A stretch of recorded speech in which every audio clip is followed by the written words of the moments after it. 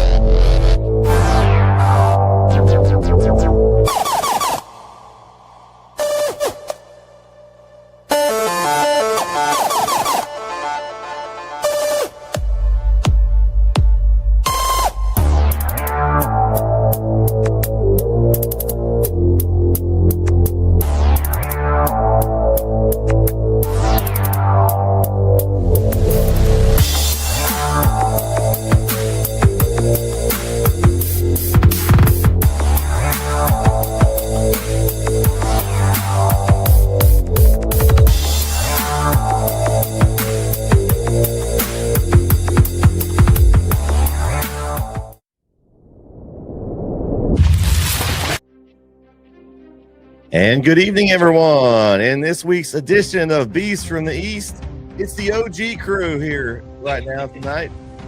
I'm here, Mr. NETSN, Brett Swinney, along with Mr. Reds NOT, KO Collins. College. It's just us again. It feels like old times. It's just us, Oos. That's all it is. It's just us, Oos. It feels like old times, though. How you doing, buddy? Man, I'm doing good. I got to see you Friday night, so I'm doing pretty good. We don't normally run into each other at games, and so I got to see KO in action after the game, and I was kind of like, man, this is kind of cool. He's just out here randomly in the parking lot, by himself, and I felt like I was half stalker, half bodyguard. Well, and that's the thing. So originally, you being there freaked me out because I didn't know who it was. I just knew there was some random car parked behind me, waiting for me to get done, and that didn't give me warm, fuzzy feelings. But then when I saw it was you, I was like, oh, we're good. And I was telling Pops about it. And Pops is always concerned about me being out there like by myself. Because you saw, like, there's literally nothing around. It's the just police had left. Everybody was just just you. So he's always worried about that. So then when I told him the whole story that you were out there, he goes, okay, so he was just checking on my boy, making sure my boy was good. I was like, well, I don't know if that was the full intent behind it, but it worked out that way. Yeah. Well, I hope my bad luck didn't rub. I had a rough week with the vehicles and all that. We shout out to Jeremy. He's not here yet. He'll be here on shortly, but him and his dad, stayed and helped me get my tire changed. I'm already in my mother-in-law's vehicle because my tire is my real car tire is and rim and all that spent. So had a little rough week with the car situation, but hey, I made it to all my destinations, made it home safely. So that was cool. I think saw some good games. I think you passed me on the way home too, by the way, because I was driving kind of slow on the wheel. Oh, did I? Yeah. Though when we went to a 2-lane, I think that was your one of your. It was a white little SUV. I think it was yours. Probably you went. Oh, I was probably in the car. Like, what is this dingus doing going so slow? You probably didn't recognize it because you're not used to seeing me in that vehicle. So, but yeah, Nah. I made it home and it was a safe ride and hopefully I'll get my rental next week and I'll be back in. And that makes a lot of sense too, because I would have noticed your car, Mm-hmm. like, because it's already been replayed, but if you were watch the replay, like you can see my eyes like keep darting over because I see the car and I Mm-hmm. don't know who it is, and that makes a lot of sense now because you weren't in your normal car. If you would have been in your normal car, I would have seen the NETSN license plate and I'd be like, oh, that's Brett. Yeah. We're good. I may have been like, hey, Brett, come on. Join the show. Hey, but yeah, high school football playoffs, week 1, just statewide, some crazy results. And we're going to get to talk about it today. Pick'em wise, starting off, we didn't do too bad, KO. I think we were solid 8, but there was that Jeremy Diamond guy, man. He got 9 on us. And so I'm sure when he comes in, he'll make sure that we're aware of that. Listen, I felt really good about my West Rusk pick in the first half, and then they had to play the second half of the game, and then I didn't feel very good about my West Rusk pick. But yeah, I meant to go back and change that one before I submitted. So I want to tell myself that I got 8 wins this week, not 7. But on the record sheet, it says 7 because I did have West Rusk picked. Okay, well, hey, I tried, man. I threw it out there. I know last time, I swayed you and it was the wrong way, but I tried this time to kind of get you to. And I was worried. I was like, because I said before the game, I wanted West Rusk to win. They're one of the teams we follow. I just saw the Woodville team last year and what they had returning, and I was like, man, they're so good. And West Rusk, man, when they struggle on offense, they really struggle. And they got out to a great start. I'm like, the West Rusk offense is clicking. Well, it did not click in the second half, and Woodville's did right from the get-go. I think they returned the kickoff back, the second half kickoff back for a touchdown. Woodville did. It kind of started the ball rolling there. I saw the onside kick return for a touchdown, which that backfired. Yeah, that happened against Troop too. Jeez. Because they tried to onside kick there. They were down 1 score, and they onside kick. Troop returned it for a touchdown as well. So, yikes. But yeah, this week was pretty solid. I had 8 myself, and we'll go 9 was the top score this week. We had a 10-way tie at the top. A couple familiar names. We had Billy Chrisman. We had Catherine Williams, Doug Montgomery. You had Gavin, Jason Shivers, some Jeremy Diamond guy. I don't know who that guy is. He must have got lucky. We had Mark Pinlack, which shout out to Mark, man. He's been he's a new user to the app. He's a score updater, man. I love this Mark guy. So shout out if you listen to the show, Mark. We appreciate it, especially with these playoff scores, getting them in and with the bracket and all. He's I don't know what his how many levels he's moved up. I think he's leveled up a few times, probably with all these score updates, because your ranking on the app kind of moves up as you update them more. So Ron Owens with 9, Papa O with 9 this week. So shout out to Papa O there. Skip Netherland and Tyler Parker all were at that top spot. So let's I'm going to take credit for Pops too. You're going to take credit? Yeah, I'm going to take credit for Pops too, because on Monday nights we go over the score or go over the picks, and I give him all the information. So like I give him their win-loss record, how the teams have been doing. I give him all the info, and then he makes the decision. So I'd like to take some credit for that 9. If you take the Woodville game that I didn't pick that I should have picked and credit for Pop scores, I have 9 wins as well this week. So congratulations to me. Oh, okay. All right. All right. Pat yourself on the back. Okay. Yeah, so I had 9. You go back to the overall leaderboard. We have a 2-way tie for first, Doug Montgomery and Lewis Ray at 87. And there's a 2-way tie for third there. Mr. NETSN, Brett Swinney right there in third, tied with Ron Orlowski. He is also in third. So let's see. Let's roll down here. Let's see. I think we have a tie down here for 13th with several of the NETSN guys here. Kyle, are you in that mix here? We got Jaron, Jeremy, Kyle, you all tied together. Yeah, we're all three together here, which is never a good thing. When we're all that close together like that, that's never great. There's gonna be some Hail Mary picks, trying to gain games, all that kind of stuff, some chicanery. That's fine. I'll just keep my eye on you guys from up top. Yeah, now my goal is to just do better than Jeremy and Jaron. I don't think I can catch you, and I definitely can't catch first place. So now my new goal is to be second best. My new goal is to be second best. Hey, the good news is we get our picks in every week by doing the show, so we're already ahead of the game. I know a couple of folks that were our NETSN broadcast guys that forgot to do their picks on Thursday, and so they lost out on some picks.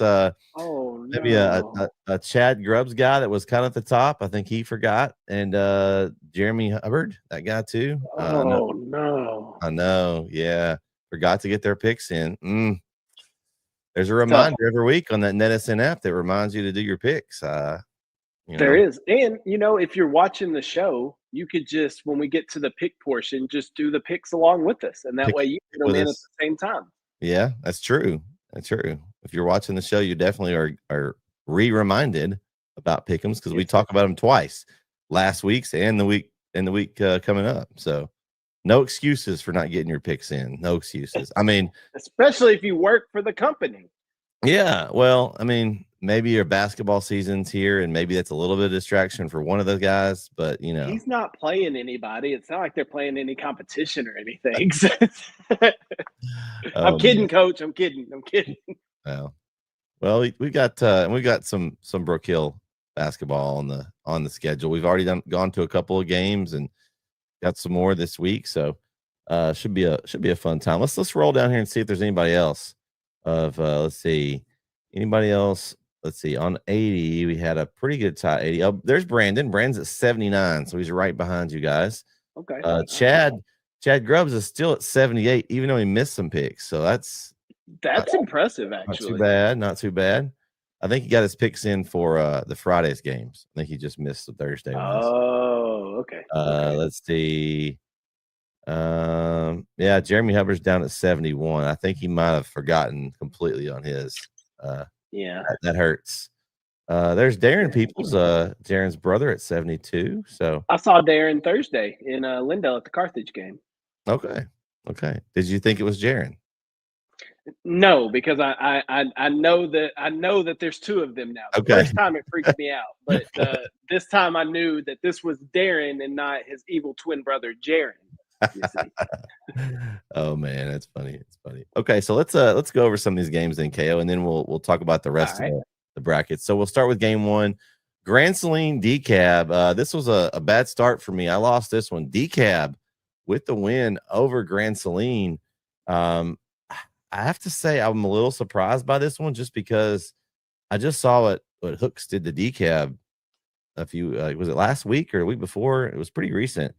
And I was very surprised by this game. I have to admit, trying to find the score here. I've got too many. I think it was 30-21. I should be able to find it. Let's see. I know an app you can go to find that score. Yeah, I do too. And I'm on the website of it. It's just now with so many scores, it's a little harder to find. You know what we should do? What an update we should have to the app and to the website is after you look at your picks, like they're already done, we should have a view game tab there where you could just look at the game that's already final. Actually, there is that in the app. Good call there, Ken. Oh, we should make that on the website too. That's true. That's a good point. I'm always looking for things to make it easier. So I'm going to go to this. That's a good point. I'm glad you reminded me because there is a view game tab because I use it to keep up with the game. All right, so that game score was 30-21. So I think you were on money there. Good job. I don't know that you went over the scores enough this weekend. You probably have kind of ingrained some of those in your mind there. A couple of them are stuck there. Yes. What did you think about this? I'm a little surprised. I thought Grand Saline they were kind of that team under Edgewood, and I thought that they had a really good chance to win this game, but Decaf flexed their muscle there. Yeah, our buddies at KMU called this game, so just kind of hearing what they talked about it, the Decab's got a stud freshman quarterback that is just athletic and can make plays, and I think that's what gave Grand Saline some trouble. If there's one thing that's kind of hampered Grand Saline, not just this year, but in years past too, it's been the defense. The offense has been able to put up a ton of points. It's been can the defense get the stops when they need to, which majority of the times they do. But looks like on Thursday night, that they just couldn't make those stops. They couldn't slow down that freshman quarterback. Which if you're DCAB and you got a freshman quarterback out there that's already winning playoff games against really good teams, because we think Grand Saline's a good football team. That's big for DCAB, and they were in that tough district with Dangerfield and Hooks up there, and I thought Grand Saline was going to kind of make easy work of this one, and they certainly did not. So disappointing into the Indian season, but Coach Drennan will regroup and have them ready to go next year. The unfortunate part of DCAB winning is who they get next round, as we'll talk about here in a little bit. That's a little, it's going to be a tough one there for them. The next one, Malakoff over Liberty Yellow. They got the win. I obviously I picked this one. I did get the win on this game. You look at the way this bracket is, man. This is one of the most intriguing brackets to me as far as being open. Malakoff 28-13 win. Of course, I had a couple that I did miss another one in this bracket, but I think this 3A Division I bracket, I don't know that there's a favorite right now. I mean, you've got some really good district champions. You've got some guys that have been kind of the perennial powers in this bracket, and there's going to be some interesting matchups. But shout out to Malakoff. They've turned the ship. They had some struggles early, and I think you talked about it, KO, that they had some guys to replace, and it was going to take some time to make that look right.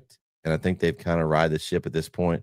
And will we see another Malakoff-Winsboro matchup again? We might, but shout out to Malakoff for getting the W there in the first round. Yeah, that's a big win for Malakoff. And you're right. Coach Driscoll said it at the start of the year. He said they lost a lot of people, and his exact words were, it's going to be tough sledding early on. And it was. Like, they lost 2 of their first 3 games, but quietly they just kind of kept playing good football, winning football games, lost to Commerce, but everyone lost to Commerce in that district except Mount Vernon. But they just quietly kept winning games, and then they looked really impressive in that final week against Winsboro. And it kind of seems like Malakoff's peaking at the right time. Like, they're playing their best football when it matters the most in the playoffs. That Liberty Ilo team's not a bad football team. So I know it's a 15-point game. You think, oh, Malakoff kind of struggled with Liberty Ilo. Liberty Ilo is good. They're a good football team. Malakoff played really well. But to your point about the bracket, it is wide open. There's not a favorite. I mean, maybe going into it, you were kind of leaning Commerce just because of what they did to the rest of the district. Then they lost in that final week to Mount Vernon. So is Gladewater now the favorite? Is Malakoff still that favorite, even though they kind of flew under the radar all year? It's tough. This is a tough region, and I think it's wide open. You could see 3 or 4 different teams coming out of this region. Yeah. All right, game 3, West Sabine and Overton. Their district gets the sweep. Overton, the 4 seed, knocks off West Sabine. It was a kind of a close game in the first half. I was kind of keeping an eye on it, and then Overton just exerted themselves in their offense, led by Holloman. He just he's a special player, and they got the win, 49-20 over West Sabine. So they'll move on to the next round. Obviously, that was an upset pick as far as the picks go. We had 36 pick West Sabine, 34 pick Overton. But if you've been watching our show all year, you probably got this one right, because we've been really high on that district. We've seen a lot of games between Overton, Mount Enterprise, Lovelady, and Grapeland.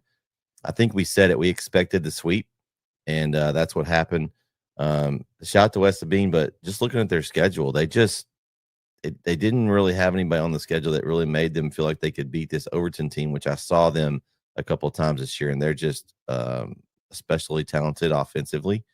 And so once they got going, it was going to be tough to stop them, Kyle. And I'm not surprised by the score. I just think that district is just head and shoulders above the West Sabine district.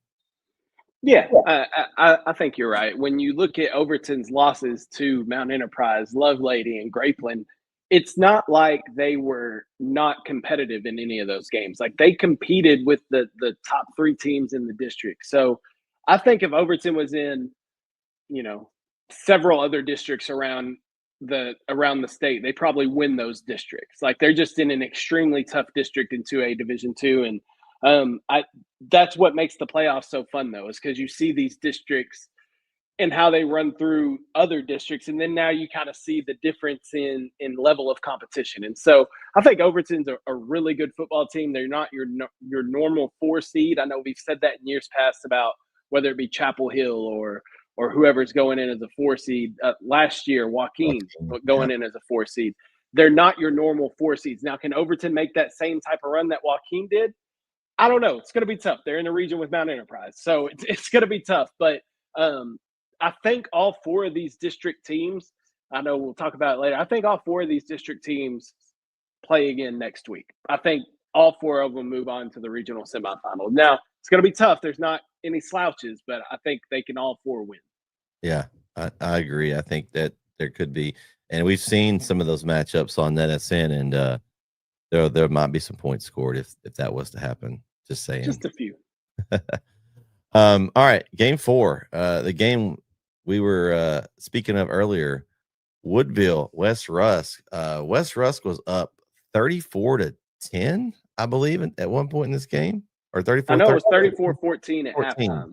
34-14, and came all the way back and beat a West Rusk team that's really, their defense has kind of been what we've talked about all season with them, and they just couldn't stop the running game. And we mentioned the fact that in the games earlier in the year, they had some trouble with the run, and that Barlow guy is he's a pretty good runner there, KO. 56-41. Man, they just came back and you went from 34-14. That's 42 points in one half. That's pretty good against a West Rusk defense that we've been impressed with all year long. Yeah, what'd you think about this game? I know we talked about it last week. You were back and forth. You ended up going with West Rusk, but you were leaning on the fence. When you looked at the score in the first half, you probably thought you were pretty good. Yeah, they had me in the first half. I thought my pick was going to come to fruition there, but this Woodville team, man, they have a new head coach, but they made a run to the state championship game, a literal run to the state championship game.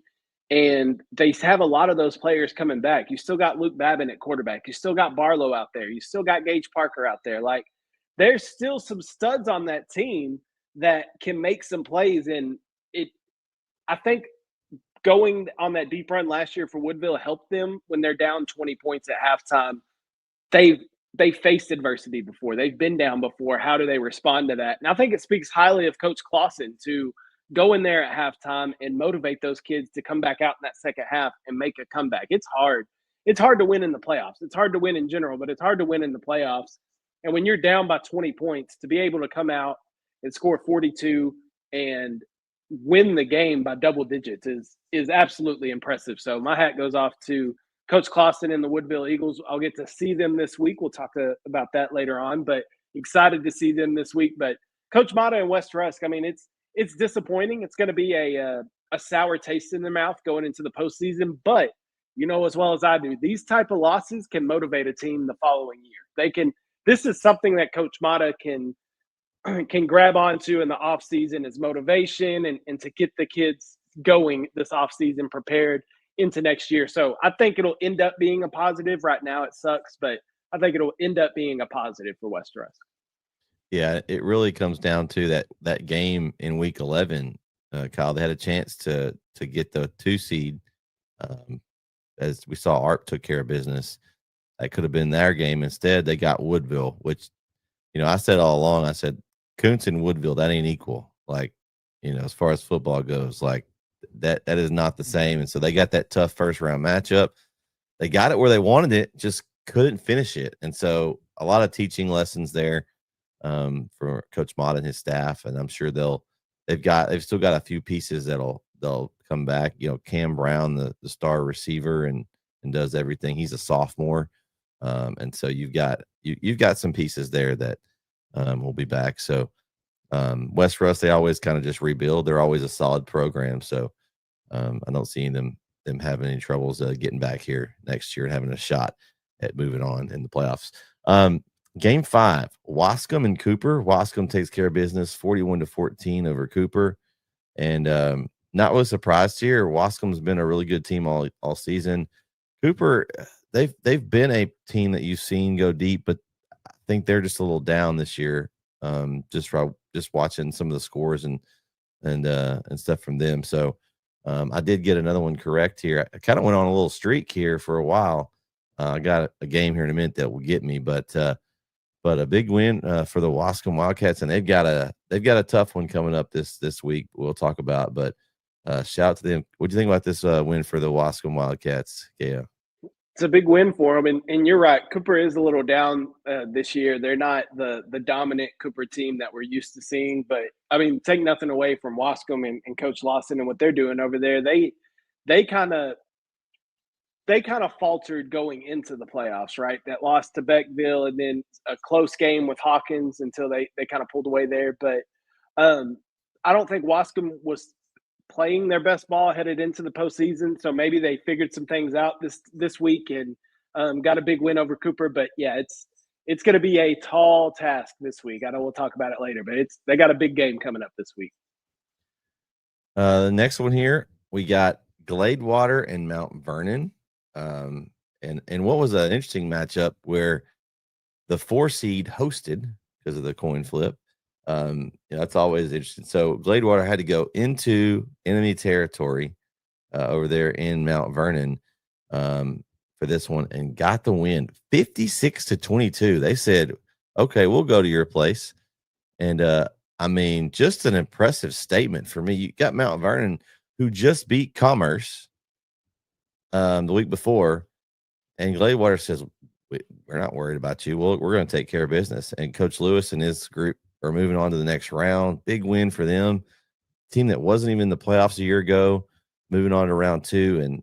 And man, I hate this. Like they've got a chance to do some damage in this region. I think they may be one of those teams we talked about. It's open, but they're one of the teams that you mentioned as a favorite in this region now.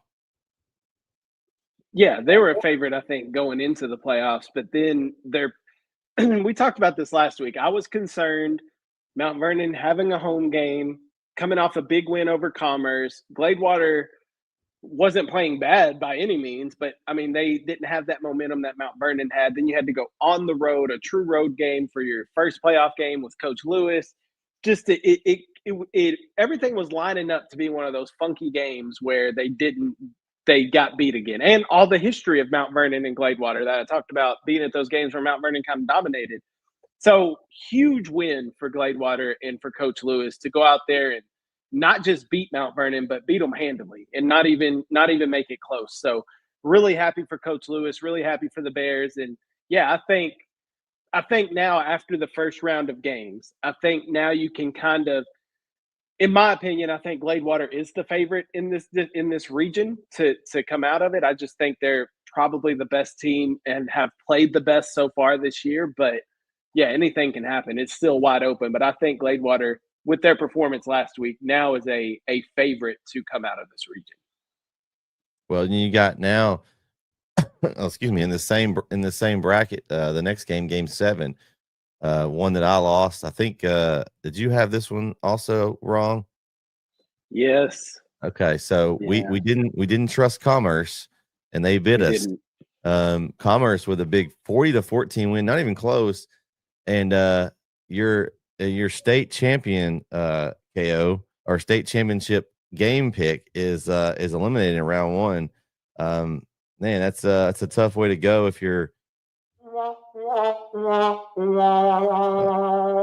Okay, well, it's a tough way to go out the week one. I mean, Jefferson, man, a team where we thought preseason they were going to win district, take care of business, and they struggled, and then Gladewater emerges, and then Atlanta beats them, and then they're fighting for their playoff life in week 11 against Tatum, got in, and then met a Commerce team which has been taking care of business, and a team where it was a head scratcher in week 1 and week 11. We don't know what happened in week 1. They lost to Edgewood, which they're still playing. So, but a 3A Division II team, and then they take a loss to a Mount Vernon team, which just took an exit.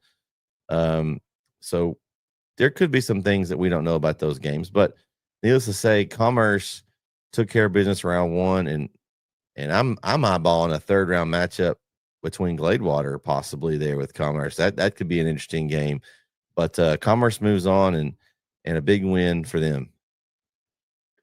Yeah, disappointed in my Bayou Bullies up there in Jefferson. But it's been that kind of year for them, right? Like I had a lot of high expectations on them coming into this season, and they took a 1-point loss to Gladewater, then got beat by Atlanta by 1 touchdown.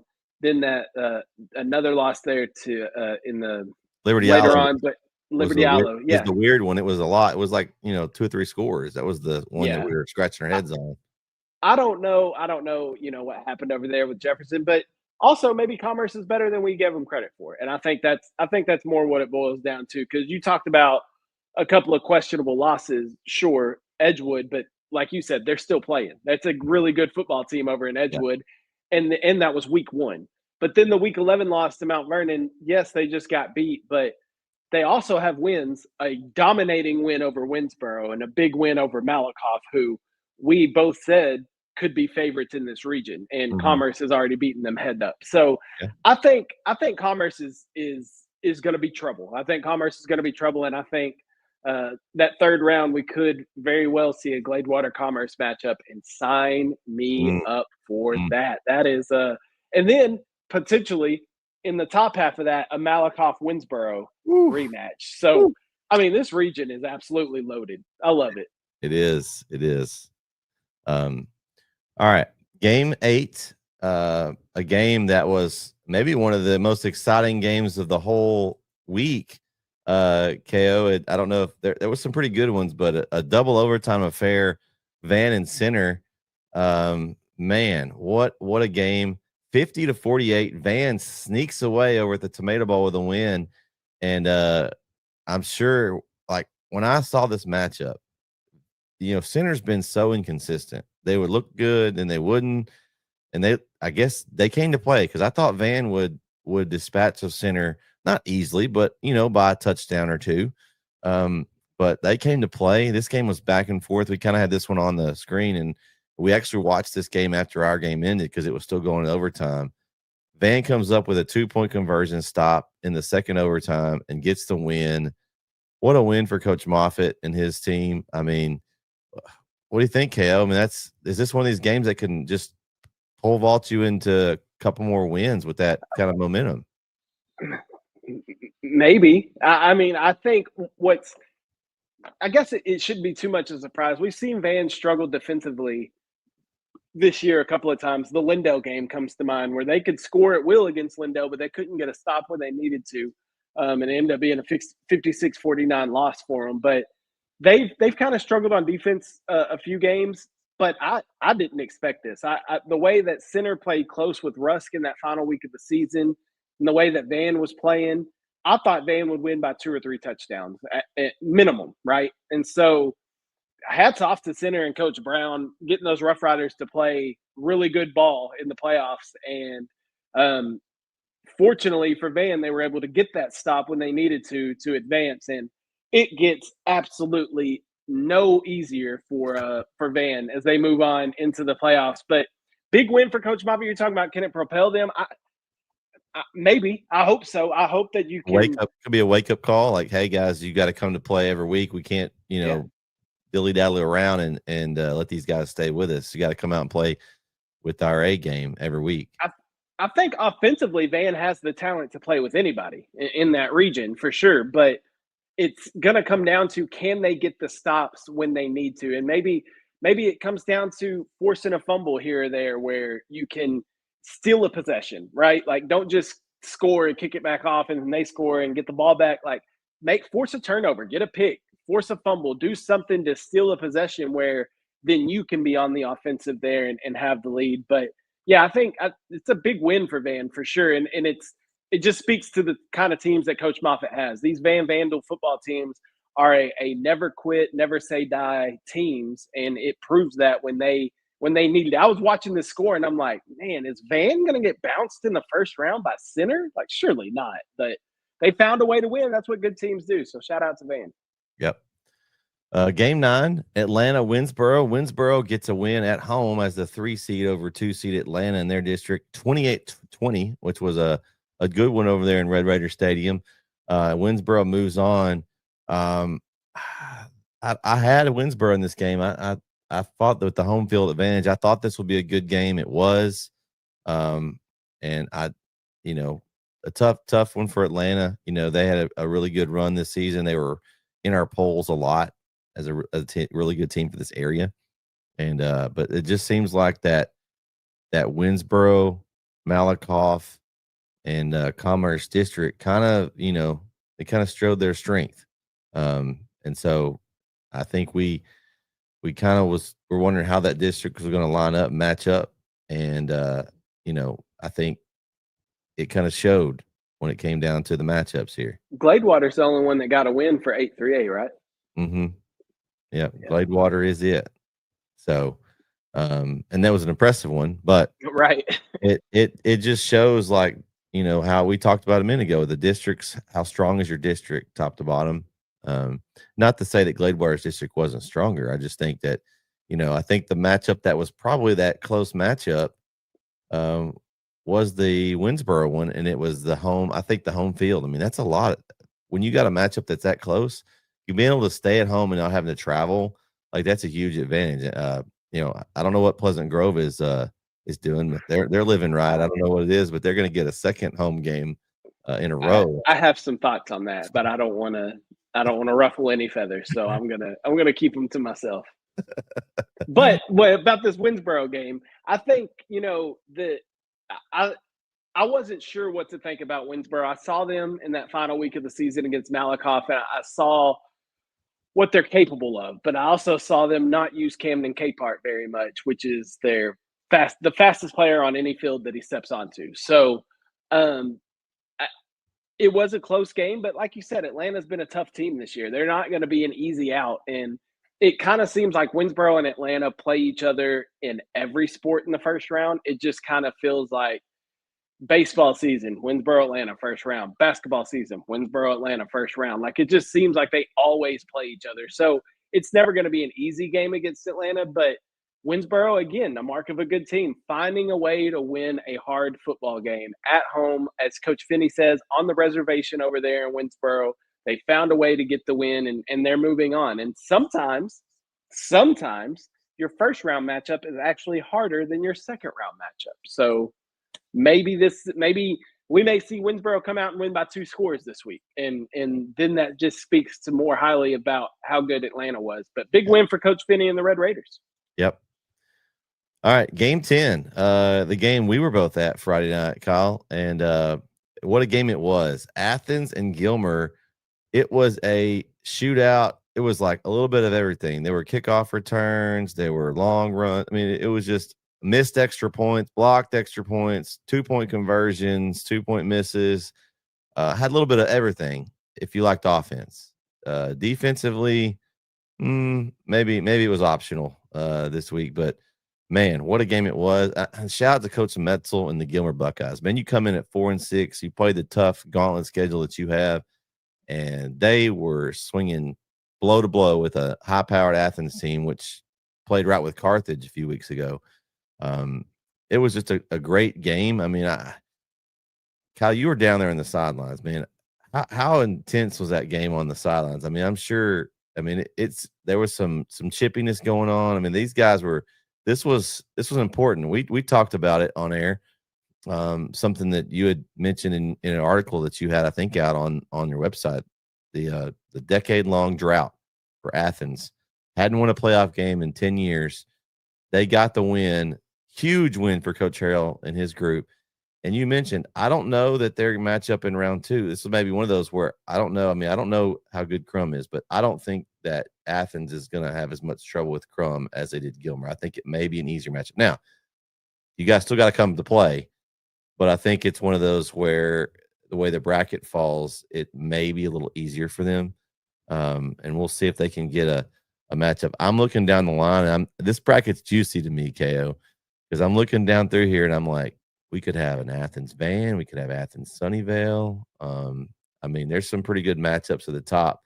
I mean, there's some decent ones at the bottom of this bracket too, but this bracket in general is going to be a really fun one, just because of some of the good matchups. So, what do you think about this game, Kyle? You were right down there with the players on the sideline, getting some good shots down there.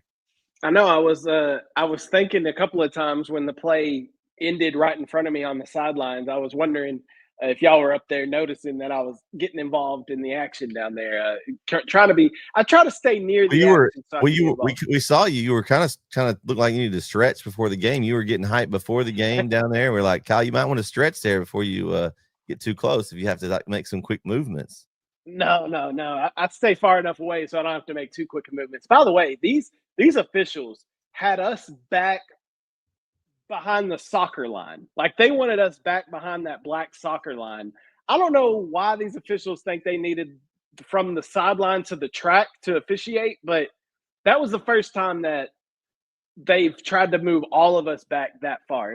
It was interesting. But anyway, as far as the game goes, you said it. It was electric. Like, this was one of the most fun games that I've been at all season long, because it had everything. You had onside kicks being recovered. You had kick returns. You had interceptions, fumbles, big plays, big hits, controversial plays. Like, there was everything you could have wanted in this game. And you were talking about defense, came up when they needed to, though, because at the end of that game, right, Athens made a big stop in the end zone on a 4th down, knocked the ball away to kind of secure that win. So, yeah, this game was, I said it to multiple people on the sideline, this is why we picked it for the game of the week. Like, this was what we were hoping to get out of this game, and we got it. But you talk about the stats here. David Richardson was the story of this game coming into it, and he didn't even do that much. Athens scored 5 times on the ground. David Richardson was 9 of 13 through the air. He threw for 222 yards and 2 touchdowns. He also ran 11 times for 66 yards and a touchdown. So I don't want to make it sound like he didn't do anything. But leading the way on the ground, it was the ground game. Julius Brewer had 6 carries for 106 yards. That guy was electric. He was big. Charlie Kaiser had 5 carries for 45 yards and a touchdown. Jabrory Taylor carried it just 2 times. They had 2 touchdowns. He's a big boy. I don't want to tackle that guy, Kyle. He's a big dude. He's a big boy. And Emmanuel Moore, out at receiver number 18, he caught 3 passes for 130 yards and a touchdown, and he had the kickoff return. But I'll tell you, Gilmer did everything they could to try and win this game. How about quarterback Zayd Taylor? He was impressive. He was electric. 421 yards of offense. He was 33 of 43 through the air for 308 yards and 3 touchdowns. He had 16 carries for 113 yards and 3 more touchdowns. And then Solomon Jackson out at receiver had 13 catches for 128 yards and 3 touchdowns. Like, stats everywhere, studs everywhere out there. It was just an extremely fun game to be a part of, but I'm so happy for Coach Harrell, so happy for the Athens Hornets, for them getting their first win in a decade, first playoff win in a decade. And you could tell, because at first they got down early, 14-6, and especially when Gilmer goes down and scores pretty easily, and then you throw a pick on your first play, you're like, oh no, this is not going to go well. But to Athens' credit, they never wavered, never faltered. They continued to battle, continued to fight, and they played a really good game. That was, I don't know what else to say about it. It was an extremely fun game to be at. It was great. It was a fun game to call for sure. It was a lot of fun up there, and Henderson, always great hospitality there. But man, it was just the extra points thing was kind of the storyline we were talking about, because it was like, Gilmer was ahead at first and they started trying to go for it. Then ended up being Athens was like, I thought those 2 blocked extra points were going to come back and hurt them because that was the difference at halftime, 29-27. Mm-hmm. It was very interesting, the strategy of when to go for it, when to kick, and usually don't have a whole lot of that at the higher levels. Kev, it's more usually like the 2A, 3A. If you don't have a kicker or you struggle with that stuff, maybe you just go for it. But it was. But in the second half, when Athens scored, they didn't even line up for an extra point. They just went for 2. I think every time they scored in the second half, they were just like, "Nope, we're not getting these blocked anymore." I mean, if you can get 50-50 on them, then you're basically staying even anyway. Well, let's be honest here. When you have David Richardson at quarterback and those slew of running backs that they had, and then Emmanuel at receiver, give it to Taylor. I would take my chances. I would take my chances with that over than a kick. I mean, just hand it off to Taylor, man. That guy, he's a bowling ball. You're not going to tackle him. I told my dad that when I saw Athens coming out onto the field for warmups and all that, I text Pops and I was like, dude, this Athens team is big. Like, they had some kids that were large. Now, they didn't have no 6'6", 330-pound running back. Hey, you also say Kamara with a carry. What about that? I mean, goodness gracious. That was awesome. That was great. He lined up as the Wildcat quarterback and just took it. I'm like, he did. What? I don't think I've ever seen that. And it wasn't easy. Like, it was a bad snap that he had to corral. And then as he was running, the ball got knocked loose and he had to readjust it again. It was awesome. I'm getting out of the way if that guy's running me. I'm running the other direction. I'm making a business decision. Coach, my leg. I can't. My bad, man. Sorry. But yeah, Athens, I didn't expect Athens to be that big, I guess. Like, they had some big kids on the offensive line, some big running backs, some big linebackers. Like, I think physical-wise, they stack up better against a lot of these teams than I anticipated them stacking up against, just because I haven't seen Athens this year. But yeah, very impressed with them, man. I'm very impressed. I think, yeah, you said it. Athens and Van next week potentially, or Athens and Sunnyvale. Sign me. And then lurking in the regional final could a Carthage or Pleasant Grove matchup. Oh no! Come on, dude. Hopefully the Pleasant Grove game won't be in Texarkana if we get to the regional final. Surely not. Surely Carthage is not going to allow that. I don't know. I don't know. I said I wasn't going to bring it up. I'm not bringing that up. I'm done. Let's just go look down through the big bracket here. I'm going to start with 6A Division 1 and just kind of go down through here. There were some weird score outputs across the state. I think just off the top of my head, because I kind of watched the scoreboard show, and some of our highlights got on the statewide scoreboard show. It's kind of cool this week. So did ours. So yeah, I saw some KLTV ones there too. So yeah, that was cool. Austin Westlake losing round 1. A team that's normally a state power there. I thought that was interesting. Atascocita losing round 1. What about Euless Trinity losing round 1? There was some weird ones. I mean, I think the way 6A is divided up, I mean, you could be that, if you get to be that 2 seed and you match up against the wrong district, I mean, you could have 2 really good teams playing in round 1. That's the only reason that it's kind of hard I don't really like that way they divide it, because you could have like the best 2 teams in the same little bracket. If you had a state ranked team that's like number 1, and you had the 5th best team and they're the 2nd team in the district, they could line up against another state ranked team. It could knock somebody it could make some really good matchups early. Just kind of a tough break for some of these teams. I tried to keep track of some of it, even though we didn't have a ton of teams in that. Longview, they did get the win. They got a tough matchup coming up. Round 2. Real quick on the D1, the 6A D1. Mm-hmm. How about the North Forney Waxahachie matchup in round 2? Ooh. That is intriguing. North Forney, we obviously in Longview's district, but Waxahachie got a big win over North Crowley earlier in the year. Like, that's a fun matchup. Mm-hmm. With Longview's a tough one too. Man, that's going to be an interesting game. I was at that game last year at McLean Stadium. Matter of fact, one of our highlights in the intro is a Boosie running in that game, and in the pouring down rain in Waco at McLean Stadium. But Longview absolutely dominated that game, and I don't see that happening again this year. I think it's going to be a lot. DeSoto's got this game circled. They're gonna probably remember that, I think. Yeah, That's going to be an interesting game next week. That's going to be interesting.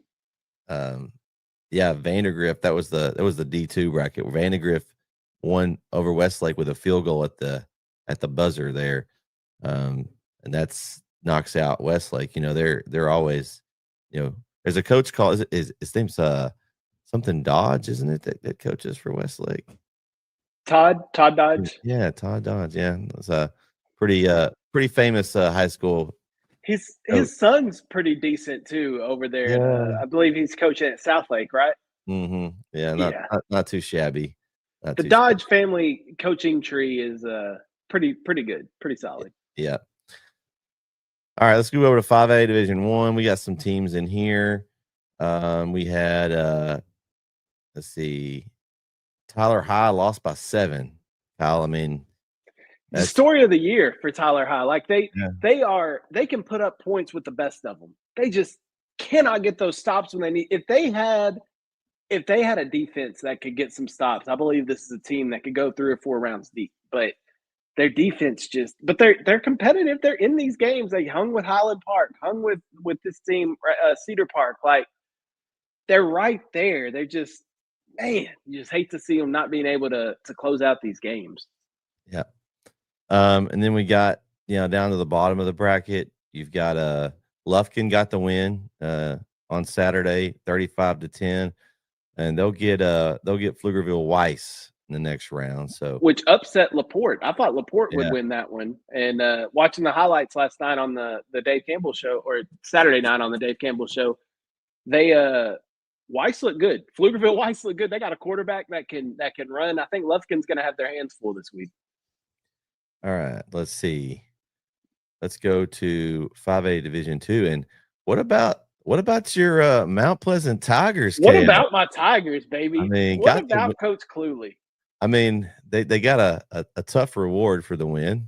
We don't need to worry about that. Just focus on the positive, right? Focus on getting the by-district win. 48-45 win over Montgomery. Went to Montgomery, a road game, and got the 3-point win. Man, what a win for their program.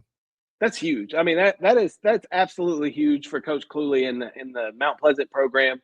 We've talked about it all year. I don't know if we've talked about it. I've talked about it all year long. But this Mount Pleasant team is not. I know Bill Parcells says you are what your record says you are, but this Mount Pleasant team is not. That's not the truth for this. Maybe one of the best 4 and 6 teams in the state, KO. Yes, absolutely. And to get a win, 5 and 6 now. Yeah, but to get a win in round 1 over Montgomery on the road. That's huge. Yes, they have an extremely tough matchup this week with South Oak Cliff, but why not, right? Like, why not Mount Pleasant? Like, I'm not counting them out. Is it going to be a tall task? Is it going to be the toughest game they've had all year? Sure. But I'm not counting out the Mount Pleasant Tigers and Coach Cluley. I'm excited for them and happy to see that they got that win. Moving on down the bracket here, Marshall took the loss at home. That was an upset to me. Yeah. I know Huntsville's good, but we had a guy at that game shooting the game and talking to him on Saturday about it. He was saying that something was off with Marshall. Like he said, there was a bunch of infighting amongst themselves, getting angry with themselves when they were only down by 7 early on in that game. So something went on in that game, and I don't think we got the best Marshall team that we could have seen on Friday. And unfortunately, that's what the playoffs are. You got to bring your best week in and week out, and Huntsville got the better of them then. I hate that for Coach Hammett and the Marshall Mavericks, but they'll be back. Yeah. Moving on down, we got Texas High got the win over Montgomery Lake Creek, 35-24. They'll move on to the next round. No surprise there. They won their home game. They get a rematch though. They get Midlothian Heritage next week. That's a rematch. I believe they played. I believe they played earlier this season. I believe, yeah. So Texas High's only loss this year was at home to Midlothian Heritage in week 3 by 14. Okay. So it's a rematch for Texas High looking to avenge this loss. That is a juicy matchup. Friday night at Royce City. That is huge. Mm-hmm. It definitely is. See how they do there. We got Nacogdoches took the loss, went to P&G though, and that's just a tough. Coach House though, man, one of the best coaching jobs this year. I think a team that we probably didn't think was going to compete for a playoff spot, not only made the playoffs, but competed in some games that they're not as far out of that top echelon of their district as we probably thought they would be at this point. And they've got sort of a freshman quarterback, so he'll be back. A lot of good pieces as Coach House. They're losing the state champion high jumper, Micah Lockett, on the outside, which that's going to hurt for sure. But yeah, they got a freshman quarterback that made some freshman mistakes this season for sure. But that's something that Coach House can build on. And yeah, you're absolutely right. I mean, they didn't go into the playoffs the way they wanted to. They ended up losing the last 4 games of the year, so it's not how you want to end the season. But after the sting of the loss wears off, Coach House and the Dragons coaching staff will look back at this and see how successful of a season it actually was, and how much they have to build on. But yeah, you have to start somewhere, right? Like they hadn't won more than 3 games under Coach House. They won 6 this year. That's huge, man. They can build on that. Yeah, that's going to bring up a Ennis and PNG matchup. That's 2 pretty good programs right there. So it'll be interesting there. Okay. Let's see. Let's move over to our 4A bracket. And Sulphur Springs, team in Region 2, got the win in the first round as they'll move on and play Alvarado. They won 62-9 over Dallas Kimball. That's a good matchup. Alvarado is a really good football team there. This bracket is absolutely loaded. You got Panther Creek still up there on top. They're playing Springtown. And then you've got, of course, Salina. What about Fort Worth Eastern Hills? That's the first time they've won a playoff game in a while. I think they said last night. So your reward, you get Salina round 2. Then Paris and Decatur. Decatur's a really good football team. Paris in that same district, District 7 sweeps. All 4 teams won. We talked about that was probably the best district in the 4A rank as far as the top 4 goes. And Paris got the win as well. So what do you think about this little part of the bracket, KO? I think this is a situation similar to the 11-2A Division II district, where I think all 4 of these teams will have rematches in the regional semis. I think Springtown Frisco Panther Creek is intriguing because Springtown, the Porcupines up there, they've been having a really good year. And we know what Panther Creek is. They won state in 7-on-7 this summer. They have a ton of athletes over there. But Sulphur Springs beat Panther Creek, so they're not unbeatable. Sulphur Springs Alvarado, that's a fun matchup. They got a really nice facility that they're playing at too up in Prosper. But I think Sulphur Springs can still win that. I think it's going to be tougher, but I think they can still win that. Salina. Yeah. Yep. Salina. But Paris and Decatur is going to be a fun one too. I think those two. I think out of all those 4 matchups, I want to say Paris Decatur may be the closest matchup, maybe the closest teams there. Yeah. But I still think that the Sulphur Springs, Salina, Panther Creek, Paris district, I think they can all sweep this area around and rematch in the semis. All right, let's move on down here to Region 3 as here we go. Kilgore got the win 61-14 over LCM. Hey, real quick. Yeah. LCM, I got to say it, and I hope these Kilgore people are watching. LCM on TikTok last week was going around posting like these. They would show like a photo of themselves and then a photo of the Max Preps preview of the game, right? And the background sound on it would be like a commentator being like, it's the biggest game of the year for these 2 squads, like before a national championship game or something like that. And just they really thought they were going to beat Kilgore. Like they really thought they were going to go to RE St. John and beat the Bulldogs. And they did not. And the Kilgore Bulldog football social media, their TikTok, handled it perfectly. They screenshotted one of those and then reposted it afterwards. It was phenomenal. But let me just word of the wise to anybody playing Kilgore. They don't need extra motivation. They got plenty of motivation. They don't need extra motivation. So any talking that you do pregame, I guarantee you is not going to turn out well. Well, they came and found shout you, out. KO, at in Lindale. That was what I was going to say. I know from personal experience that they don't forget. So anything they can use as motivation, like obviously, first off, they're a really, really good football team. Yeah. I've said this for weeks. I think they're my pick to go back to state out of this region. I just think they're the most complete team. But that should be motivation in and of itself. But they take any opposition as disrespect. And I'm not saying that's a bad thing, but I'm saying they fuels them. Anybody going against them fuels them to keep going, and they're a dangerous football team, and they took it out on LCM. So word of the wise, if you're Stafford, just keep Kilgore's name out your mouth this week and just go out there and play football. Not that we have any Stafford fans or players watching, but you never know. Our show is going viral. I feel like that I get people that I run into at stadiums like, oh man, I love you guys' show. I mean, I'm like, oh thanks. Just never know who's watching. Yeah. So maybe it'll reach them, but don't post any TikToks. Don't, just stay off social media this week and see what happens Friday. I'm still picking Kilgore, but we'll see what happens Friday. Chapel Hill went down to Bridge City, took a tough loss by 3, 24-21. I didn't really get to watch any of the game or know how it went. I did hear that there was some mistakes, penalties, and that kind of stuff. We've talked about that.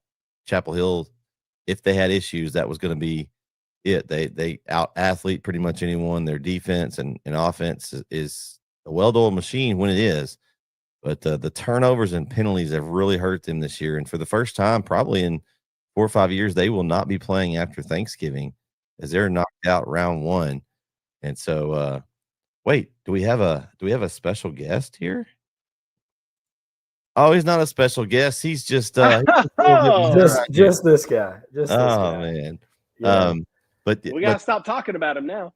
I know. Man. I thought, well, my ears were burning, so I thought I better get on in case there's some shade being thrown. I go 9-1 on pick'ems, and so I figured I need to. I told you it didn't take him very long to say anything, Kyle. Look at that. Took him like 5 seconds in. I was about to say we're 5 seconds in. He's already mentioned it. I'm just saying. It's not nice to be boastful, Jeremy. I'm glad Jeremy's here. 4-6 the week before, you got to celebrate 9-1. Hey, I'm just glad he's here because when we get to the pick'ems here in a minute, that I get to see you two kind of go at it back and forth. That's here. Right. It's gonna make things interesting. Jeremy, we're just talking about we're kind of going through the bracket here. We just talked about Chapel Hill taking the L, going down there, and I didn't get to see it. Kyle, did you get to see or hear anything about what went on in this one?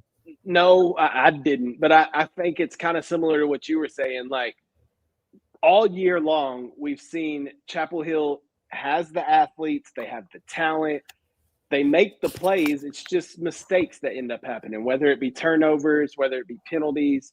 And it seems like it just came back, it caught up with them. They were able to overcome it in some of those games this season, and in other games they weren't. It seems like, Bridge City wasn't going to be easy anyway, going all the way down there to play a true road game in the first round. Wasn't going to be easy to begin with, and you can't make mistakes and expect to go out there and win. So I hate it for Coach Reardon and the Bulldogs. I was hoping to see them continue on, but you mentioned it, and it's just made me think. It's been a while since Chapel Hill's been eliminated in the first round. How long has it been since Gilmer's been eliminated in the first round? I'm sure that's been even longer, right? So, we kind of mentioned this last week, though. This is why I was talking about some new teams getting in there, some fresh blood to kind of – you're going to have your Carthages and teams like that are consistently in there, but kind of getting some new teams in as well. And I don't like to see our blue bloods like Chapel Hill go home. I don't like to see that, but you do get some newer teams in here that get to play a little football too. Yeah. What about Pine Tree though? Going to Lumberton and winning 35-0, like statement win for the Pirates, and they'll get Houston Yates, which they're a team. Is this a basketball game? It is not. I mean, Pine Tree. I mean, it could be. And so I think that's interesting because I think how good is Houston Yates? They're a team that's usually the Houston district doesn't get any wins, but they did get the win 50-24 over Needville. So. What do you guys think about this Pine Tree? Jeremy, are you shocked by Pine Tree going down there? That's a statement win to me to open the playoffs on the road traveling that far and just donkey stomping a team, shutting them out. Yeah, I think we saw them play a few of the other schools in this area, and they hung with them, right? I mean, they were able to do that. But I think going down there and winning 35-0 is surprising. Like, I don't think I saw that. I thought it was going to be a tight game, and I thought they had a chance to win, but I didn't see 35-0 coming at all. So it was a surprise. And again, hats off to that staff and that program. And they're going to get a big test this week with Houston Yates, right? I mean, you've got it'll be interesting to see what that looks like. They beat a Needville team pretty handily. So you got two teams that had decisive wins going head-to-head this week. Okay. I think Pine Tree is another one of those teams that is peaking at the right time, right? Like it all kind of started for me. It all kind of started with that win. I believe it was over Henderson that they beat first, and then they beat Chapel Hill. And then they took that. That was a tough loss that they had to Lindale, but they played Lindale very, very close. So I think Pine Tree is playing their best ball right now, which makes them an extremely dangerous team. More specifically, because they could be staring down Lindale next week, and that makes me concerned because I think Pine Tree is playing really, really good right now. But I'm happy for Coach Bachman. I'm happy for the Pirates, and I hope they can keep it going this week and beat a good Yates team.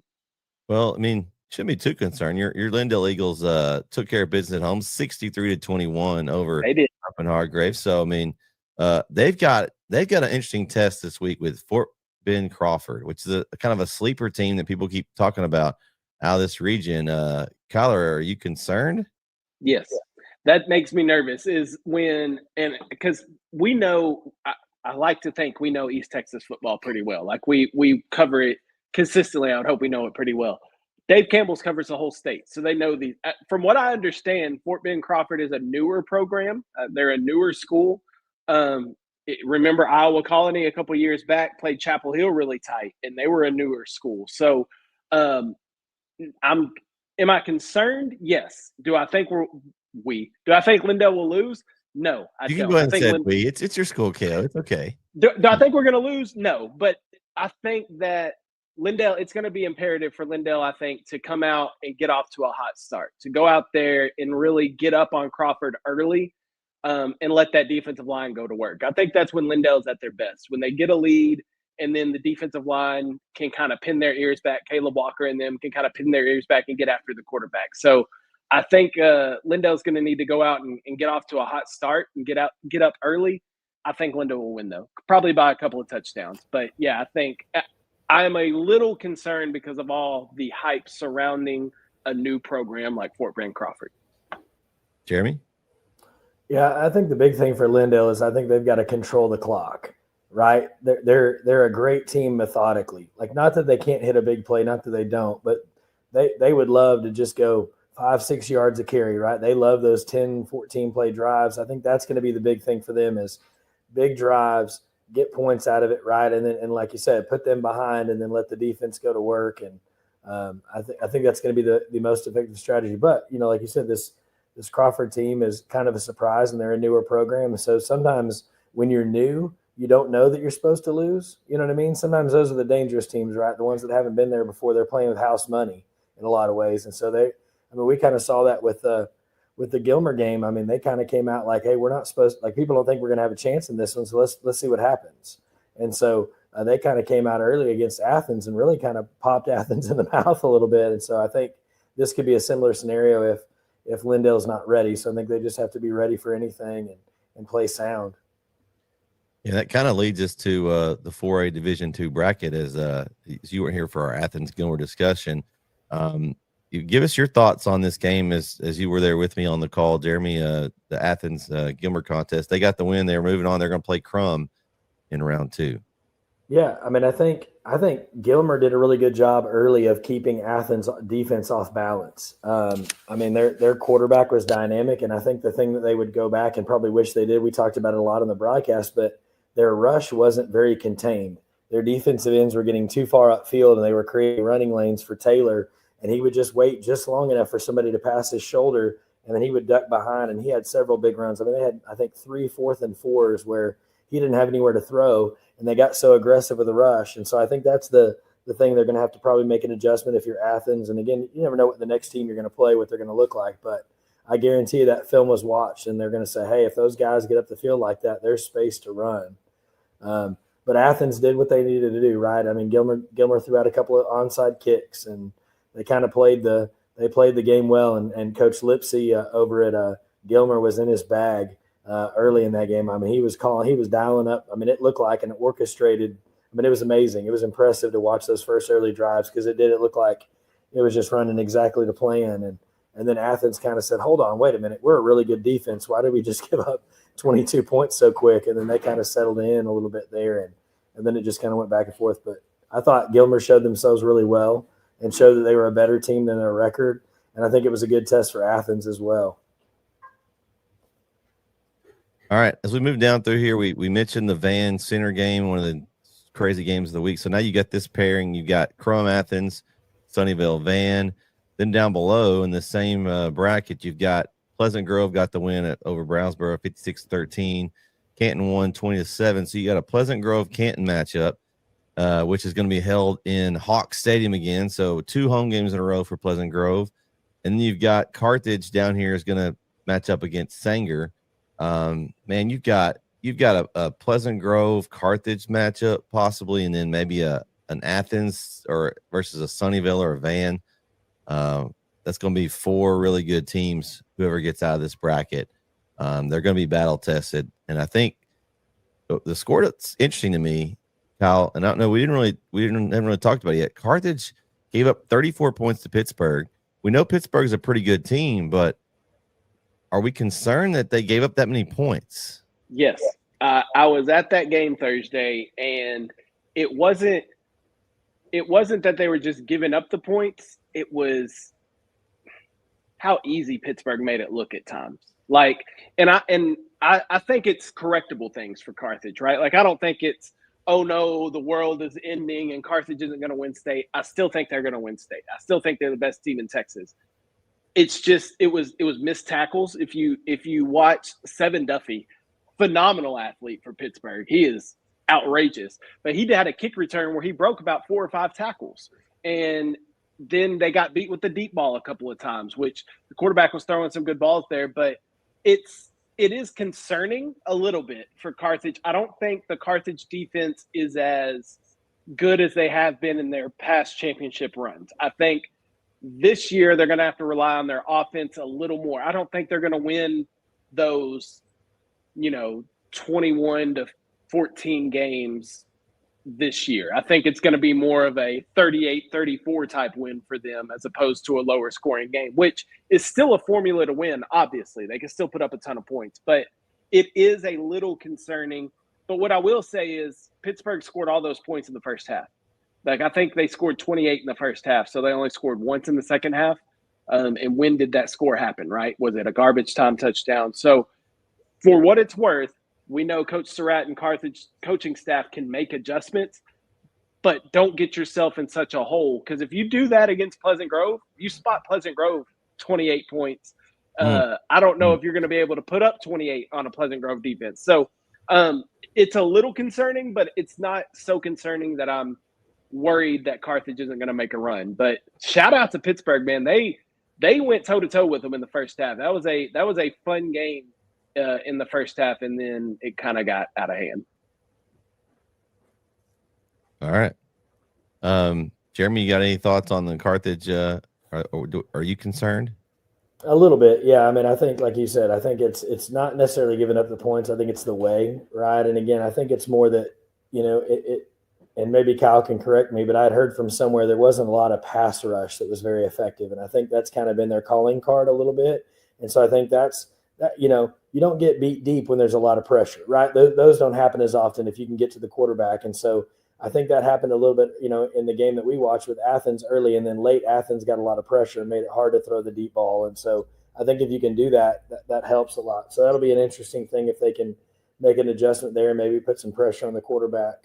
And then, man, what a deal for Canton, right? To finish second in your district, and you got to draw Pleasant Grove in round 2, and you were looking at an undefeated season, and then that one loss really changed kind of the pathway for you. And so I'm concerned for Canton as well. I think it's a tough test, to have to play Pleasant Grove, but then to have to go all the way up to Texarkana from Canton is a long way to go for a football game. And we saw, Brownsboro had to travel that way, and that's a long way to go. And especially if it doesn't end well, it's a long way to come home. I will say Canton is a better team than Brownsboro, but I think it's probably going to be a similar result. But back to the Carthage thing, one thing I will say, you're correct, Jeremy. There wasn't a ton of pass rush, but also what could have been a reason for that, DeQuivis Beck, their Texas A&M commit at linebacker, was out. He did not play Thursday night. So I don't know if it's a long-term injury or if it was something that they're just trying to make sure he's healthy for a deeper playoff run. But he didn't play. He's a big part of that pass rush that you're alluding to. So I think there's also some injuries, and Coach Surratt's talked about that all year. There's been some injuries that they're trying to work through and get healthy, and you're never going to be completely healthy. But to Canton's point, I think the loss to Sunnyvale worried me. The way that they lost, it wasn't necessarily that they lost. It just seemed like Sunnyvale kind of dominated the game. And that concerns me, having to go all the way up to Pleasant Grove and play a really good Pleasant Grove team. But you never know. I mean, Canton's defense normally this season has been really, really good. So if they can shorten the game and keep Pleasant Grove off the field, and when their defense is out there, when Canton's defense is out there, if they can get 3 and outs and get their offense back the ball, I think they have a really good shot in this game. But it's tough draw, extremely tough draw.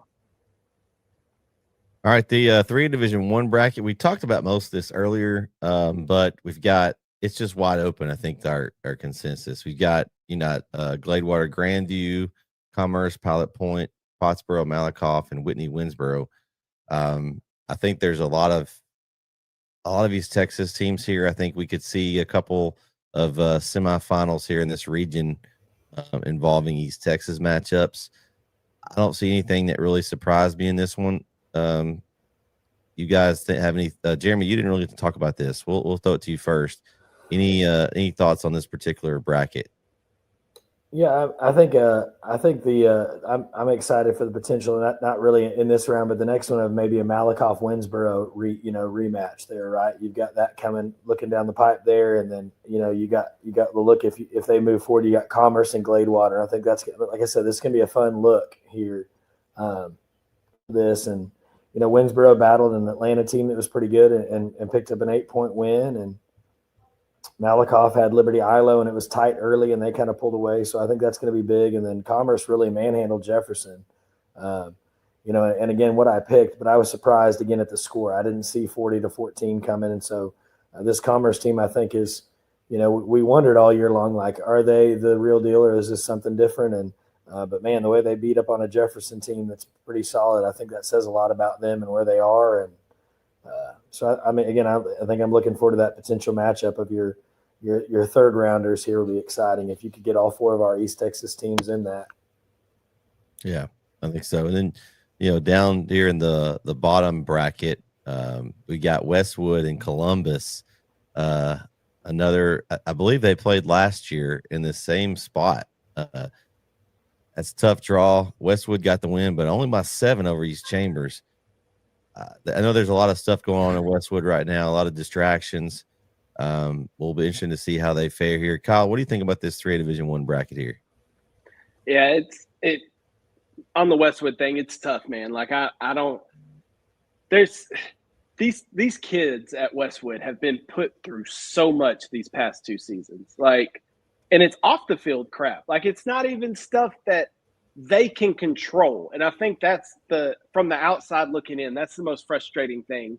I'm sure the kids, they're not going to say it out loud publicly to anybody, but I'm sure they're frustrated dealing with it. Like, I'm trying to think myself as a player, how I would handle it and how I would be going through this. And I don't know, like as a 14, 15, 16-year-old kid, like how are you dealing with all, especially in today's age where it's right at your fingertips. Like, even when I was in school, yeah, social media was around, but it wasn't like this.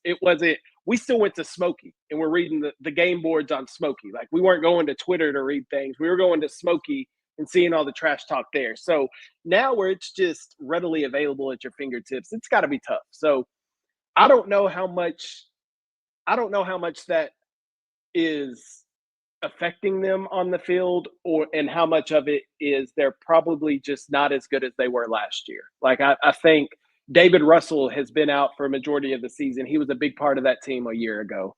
Kavian Bryant just broke a school record for throwing for over 3,000 yards in a season for the first time in school history. Like, so they're still good. They're still a really good team, but there's just so much off the field stuff going on that I don't know. I think it's overshadowing the play on the field for one, and two, I think it's distracting the kids a little bit. But Columbus doesn't have Grayson Rigdon, so that's a positive. They don't have to go up against him. I don't know anything else about Columbus outside of that. I just, with the way that Westwood's been playing these past few weeks, I think this is going to be a tough game. But again, this is one of those things where you could rally around one another and really go on a special run here and make something special out of it. So I don't know. It'll be interesting to see. This 3A Division II bracket is so loaded. Man, you just look down through at these matchups. We talked about Woodville coming back against West Rusk. We had Edgewood win over New Boston, a lot closer than I thought, 42-39. They squeaked it out. Dangerfield took care of business, 48-6 over Harmony. ARP over Kuntz, 56-10. Troop over Anderson Shiro, 55-0. Hooks over Lone Oak, 47-10. So the Fighting Jeremy Diamonds are out of the playoffs. This guy. Pick one team one time and you get tied to him forever. Newton 70-10 over New Diana, and then DeKalb, with probably the surprise of this bracket to me, knocked off Grand Saline 30-21. These second round matchups, dude. Look at those. Yeah. I know. You got Edgewood, Woodville, Dangerfield, ARP, Troop, Hooks, and Newton DeKalb. I mean, the bottom half. I mean, you got Troop and Newton in the bottom half that I think would probably be the favorites to get to the next round. And then, I mean, Woodville, Edgewood, and Dangerfield, ARP. I mean, those are great, juicy matchups. Our poll, I need to go back and look at our last poll, but I think we had a lot of these teams in our poll. So, going to be a really tough matchup. What are you guys looking forward to? I think for me, matchup wise, Woodville Edgewood's interesting, and Dangerfield ARP. I think those two games, I feel like could go either way. Possibly, I think it's the Troop Newton are staring themselves down at a third round matchup to me. But what do you guys think?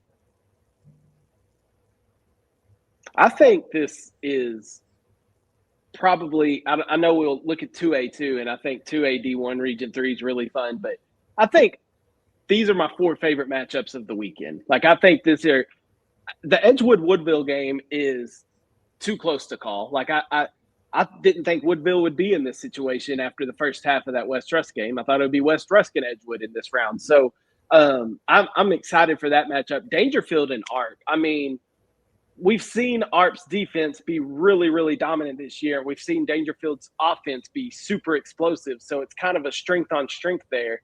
But we've also seen this ARP team give up a lot of points to Troop. And so that concerns me in this matchup, but I think that's a fun one. I think Troop and Hooks is going to look like a basketball score at the end of the night. I think there's going to be a lot of points scored in that one. And then I'm not sold on DeKalb. I know they beat Grand Saline. I'm not sold on DeKalb. I think the Newton DeKalb game will be the widest spread of all four of these games. But yeah, I mean, I could see out of all these games, maybe other than the Newton DeKalb game, I could see either team winning and be like, yep, that makes sense. Like, I think this is a region that is completely up for grabs, where honestly, out of those 8 teams, I think 7 of them could win the region. Okay. Jeremy, what do you think? Yeah, I mean, I think the most intriguing one to me is the Dangerfield ARP, just because it's like, you just don't know, right? Like you said, KO. I mean, like, Dangerfield early in the year, we were like, man, what's wrong with Dangerfield, right? And then all of a sudden they're like, oh, there's the Dangerfield we know. And then ARP looked phenomenal. And then when they played Troop, and we're like, what happened to ARP? And then ARP's come back and said, oh, sorry, we had a 1-game hiccup, right? And so I think it's just super intriguing. 2 teams that are on a roll. The Edgewood Woodville, I think, again, I coin flip that one, right? Like, that's the one you pray is not in the pick'em, and I'm sure it is, because it's the one that you pray is not in the pick'em. And then, yeah, I mean, I think Troop beats Hooks, but I think it's going to be a high scoring affair. And I think had DeKalb played just about anybody else other than Newton, I think they might have a puncher's chance. But man, when Newton goes out and puts a 70 spot on New Diana and doesn't blink, man, and only gives up 10, I think that opened my eyes on it. I knew the Newton team was good, but that was really shocking. And then, for DeKalb to beat a good Grand Saline team was surprising. But that's the one that feels like it might be like that one round Cinderella run, and then you face the big man, and the troop that team of man, that Newton group is just tough. So it'll be an interesting match. But yeah, I think that's the biggest spread. I think I agree with KO. All right, let's go over 2A. Let's go start with Region 2. We got a few teams in here still alive. Mildred, we've talked about them this year in the district with Carlisle. They won 40-14. Carlisle also won 24-8. Cayuga did lose. They lost to Axtell 31-13. And then Frankston at the bottom, where Jeremy and I were Thursday night, they put a donkey stomp after a slow start to Bosqueville. They won 69-29. And so look at this, to me, it's Frankston's region to me to lose. I think an Axtell matchup could be interesting, but I just think if Frankston plays the way they can play, we had more penalties in this game probably than any game all year. So if you're Frankston, you've got to clean up some of those penalties and mistakes. If they do that, I don't think they're going to have a problem here. I really think we could see a Mildred Carlisle rematch again in round 3. That would be an interesting matchup. Carlisle and Mildred played in Carlisle during the regular season in district play, and it was a close game for most of the time. Mildred pulled away at the end, but I think what Coach Baker's doing in Carlisle, I think they could make that matchup interesting and maybe get another shot at Frankston. But what do you guys think here? Kale, we'll start with you. What do you think about this little region here? I think going into the playoffs, I thought Frankston was the best team in this region. And I think after round 1, they just solidified that. Like I understand, I get it. Bosqueville is not going to make any runs here. So I get that. But I think Frankston just is dominating teams, man. They're doing what they're supposed to do to these teams. So I don't know anything about Axtell, don't know anything about Tom Bean, but I don't think Frankston's going to have any issue with De Leon or either one of those teams. So I think they get to the regional final. And then, in the top half, I think Carlisle, that's an impressive victory in round 1 to go out there and win. And we've talked about Carlisle all year long. Like, what Carlisle team are we going to get? If we get the Carlisle team with the Barra and they're playing Carlisle Indian football like we know they can, this team has a really good chance of making it to the 4th round in a rematch with Frankston. But we've also seen them come out there in certain games and lay an egg, and you can't have that in the playoffs. So my concern with Carlisle is the consistency. Like, what team are we going to get week in and week out? But I think we get the Carlisle team we know and love, then there's no reason they shouldn't be Alfred here and set up a rematch with possibly Mildred, and then you may get another rematch with Frankston down the road. So I think it's an intriguing region for sure, but Frankston is still the favorite. All right, Jeremy. Yeah, I mean, I think, we were at that game with Frankston, and early on they were, and I tell you what, Bosqueville threw everything at him, right? They threw the kitchen sink, they threw the laundry room. It was one of those crazy starts, and we kind of looked at each other like, man, like, I think we had 42 points, like, just in 6 minutes of the first quarter. And then, I mean, Frankston didn't give up another score until garbage time, right? They rattled off somewhere around 40-something straight points after that early spot. And so it was an interesting deal there, but I think they're the better team. And I think, Bosqueville knew they had to do something to have a chance at it. And so I think they make it to the final. And then I think the Carlisle-Mildred game is going to be a fun one if they can both advance. And then I think the winner of that game is probably going to lose to Frankston, but I think they're going to be riding some momentum there too. So it'll be a fun matchup potentially there. This is a good little group here, a good little quad set left. So, all right, let's move down to Region 3. You've got Honey Grove over Union Grove, 41-10. They'll match up with Joaquin, who got a big win over Centerville, 42-21. That's a rematch of last year's regional final that we had on NETSN. We had Legion Fields over Como Picton, 48-16.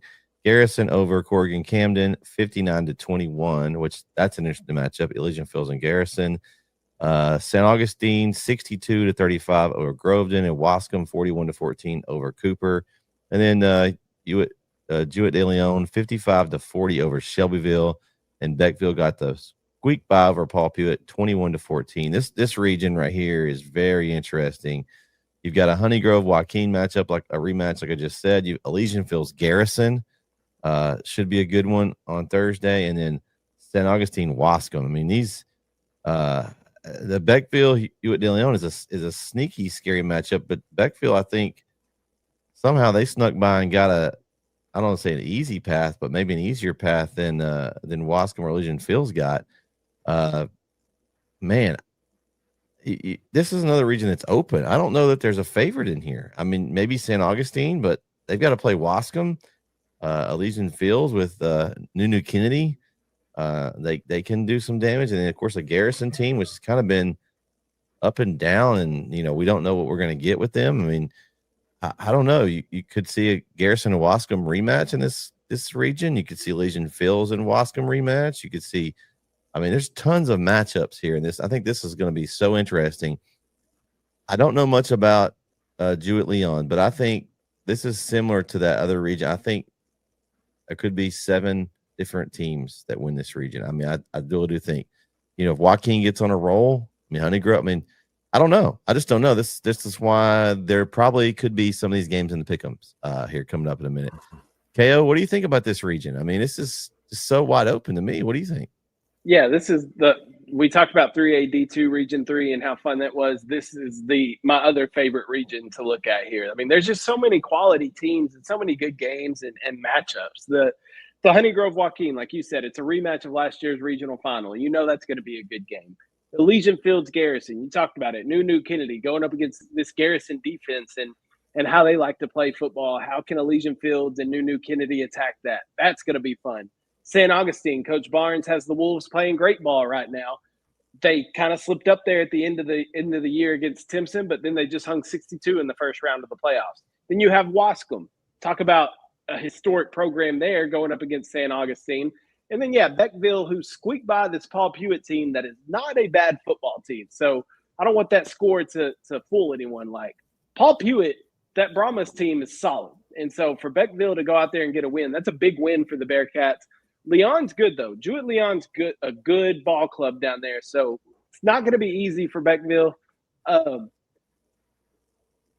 Sorry, had a sneeze there. Thank you. But I thought he was changing his mind midstream there or something. He hit the hezzy. But I think this is a really fun region. I'm with you, Brett. I'll even put Jewett Leon in there. I think all 8 of these teams have a chance to win this region. I could see it going either way. And then, you got matchups that a potential Elysian Fields Honey Grove or Elysian Fields Joaquin, Garrison Honey Grove, like, there are some matchups here in these next few rounds that could be extremely fun. Remember St. Augustine Beckville played week 1? That's when we kind of got St. Augustine on the map. They shut out Beckville in week 1. That could be a rematch next week in the regional semis. Man, like this is a fun region, really fun region. Jeremy, what do you think? Yeah, I mean, I think on the top half, like Honey Grove, if I'm Joaquin, I'm feeling the least secure on that top half. I think Honey Grove has just played really well, and they're not an East Texas team, right? I think I've established my thoughts on that. But man, they've played some really good ball, and they beat a Union Grove team who kind of the same thing. It looked like early on when they played Elysian Fields, like early on they were containing Honey Grove in that first quarter, making it tough, and then Honey Grove just said, "Hold on, hang on a minute," and then they go up and put 41 points on them, right? And then Elysian Fields Garrison is going to be a fun one. I think Nunu's going to have a big game there. And then I think the St. Augustine Wascom is probably my favorite, and then least favorite to pick matchup there. I think, just that's going to be a juicy one. And then I think Beckville might have the toughest, because, I mean, like I said, we don't know much about Jewett Leon, but they beat Shelbyville, and they hung 55 on them, right? And so, man, I don't know. I think, and then with them squeaking by, and again, a good Paul Pewitt team, but 21-14, I think that one might be the one that, maybe the one where we don't have the East Texas team come out of it, right? And so, yeah, it's a great matchup. I think this is that fun one where anybody could win it. And this is that one where this is why you love playoff football, right? Because everybody's got a shot. So, and we moved down to 2A Division II, and another strong team. If you just look at the names of these teams, some star power here. You've got Lovelady won 76-21, so there's no slowing down the Lovelady Lions offense there in round one. You got Mart over Cumbie 40-6. So you got a Mart Lovelady second round matchup. You just take name value on that. That's a juicy one.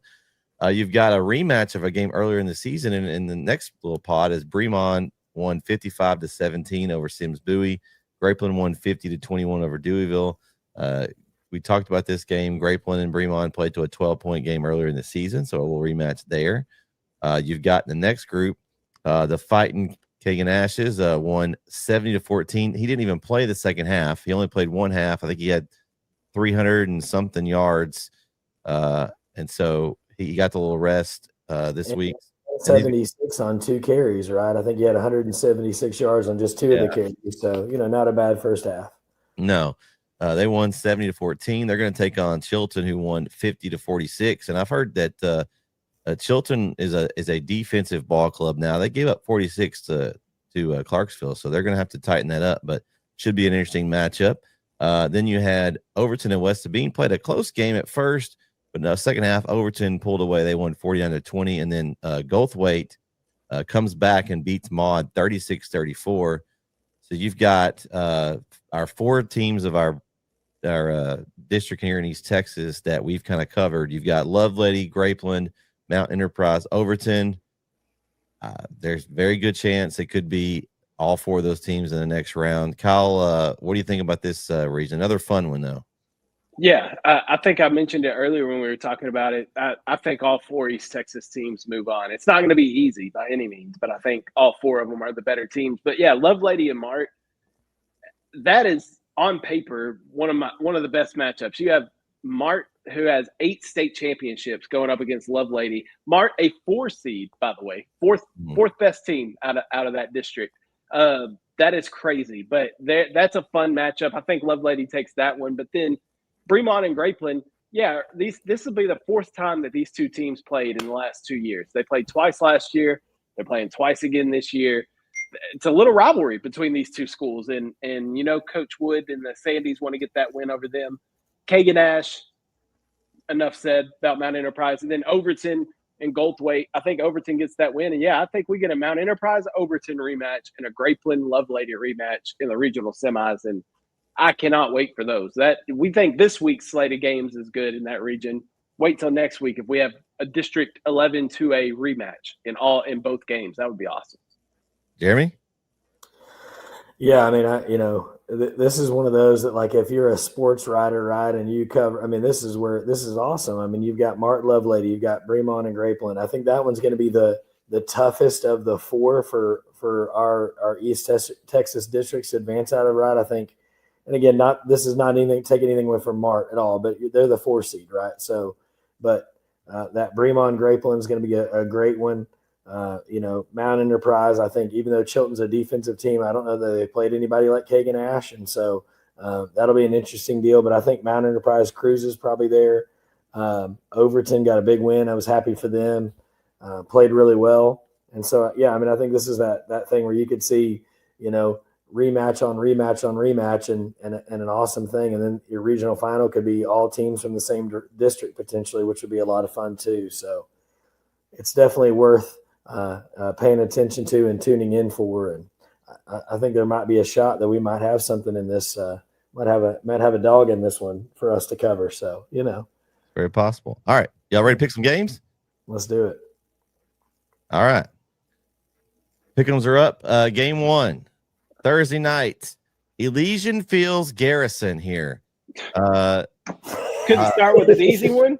But here's what I'm going to do. Since a certain person's taking Thursday night off, I'm going to start with him. Jeremy, you get to go first.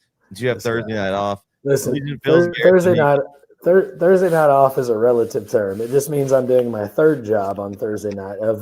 It's not off. Elysian Fields, Garrison. This is, man, like nothing like starting off an easy one, right? Gosh. Man, I've been a big Garrison fan all year, and then we got to see Elysian Fields in person and watch what Nunu Kennedy can do.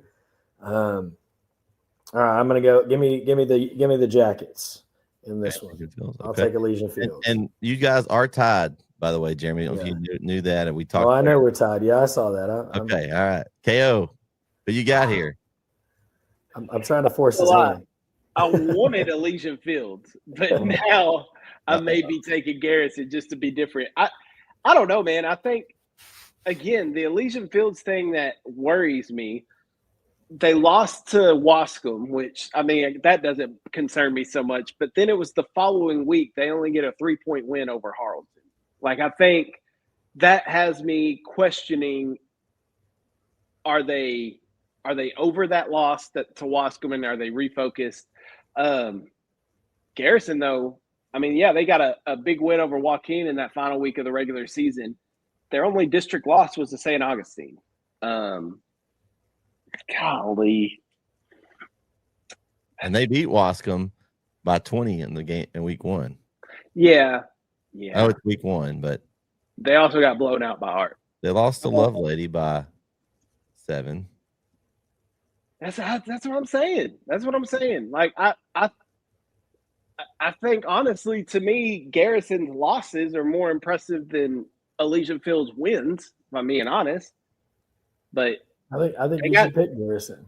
I know you do, Jeremy. But the Elysian Fields has Nunu Kennedy, and that's going to be the best athlete on the field. When you get in the playoffs, you're going to get a lot of Nunu. Yeah. You are going to get a lot of Nunu. No, you know what? I'm good with it. Give me the Garrison Bulldogs. Okay. Give me Coach Alvarez and the Garrison Bulldogs, and I'm good with it. I'm not swayed because Jeremy picked Elysian Fields. I still would have picked Elysian Fields, but give me Garrison. I like them. Give me Garrison. Okay. All right. I'm going to go with Elysian Fields too. I'm going to stick with Nunu Kennedy because I think when you're at this level, when you have the best player on the field, then that matters. And I think he's going to be the best player on the field. And I think you're going to ride your horse. You might in the regular season, you might give him plays off, whatever. When it's down to the season's on the line, he's going to be in there on every snap. He's going to be getting more touches, and I just think that's going to be the difference. And they have some different interesting ways of getting the ball. We saw them play Union Grove earlier in the season, and they do a good job. Coach Baines does of getting him involved in different ways. So I'm going to go with Elysian Fields. Game 2, we'll start with KO this time. St. Augustine and Wascom. Game 2. Who you got, KO? I love seeing you guys stress out. This is great. This is great. TV here. I do like being first, though. I do like being first because I feel like that puts pressure on Jeremy. Then you're not swayed, right? You get to kind of make your statement first. Right. Okay. So listen, I've been kind of banging the St. Augustine drum for the past few weeks. Ever since I saw them in Carlisle. I know they lost to Carlisle, but the 5 turnovers and only losing by 5 points was impressive to me. Like that game should have never been that close with 5 turnovers. Yet here they were at the end of the game with the chance to win it. So that's been impressive to me. I'm confused on how they lost to Timpson at the end of the year. That bothers me, quite frankly. Wascom's playing some really good ball right now. They got that win over Elysian Fields that we just talked about. I've been banging their drum. I got to take them. Give me St. Augustine. All right, Jeremy, are you going to stick with? You going to try to gain a game here too, or what are you going to do? Okay, so Wascom's losses. Garrison week 1, right? 39-19, so lost by 20. They lost by 11 to Beckville. You got St. Augustine, right? They lost early. Their first loss was to Palestine Westwood, who's not the same Westwood team I think we're seeing now. And then they lost, like you said, they lost to Carlisle, but had a ton of turnovers. And then, like you said, I think the Timpson one worries me a little bit. I think I would be worried more had they not had the district already sewn up. I think I would be a little bit more nervous if they laid an egg in a game they needed to win. I'm a little less concerned about it because of that. Now, I don't really love taking an L walking into a playoff, but then they go out and they put a 62 burger up on Groveton and win that one 62-35. And then you got Wascom, who in round 1 41-14 in Cooper, right? So both teams won handily. Oh man, remind me, we're playing this one where? In Ennis, right? No, Henderson. This one's in Henderson, right? Okay, this one's in Henderson.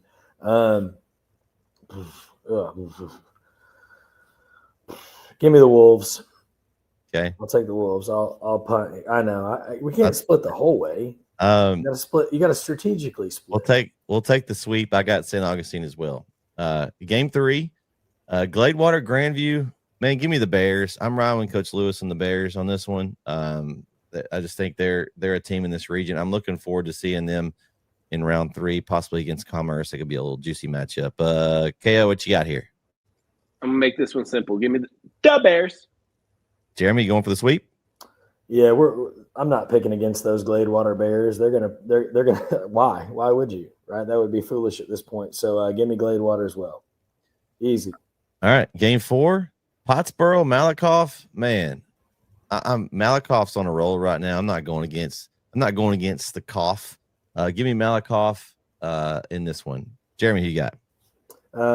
Well, let's just make this easy. Give me the Tigers. Even though they have the Missouri logo, and that drives me crazy as a person from Kansas, I will ignore that for this round, and I'm going to go with Malakoff. Kyle? I'm taking Malakoff, but let me just put this on the table. Okay.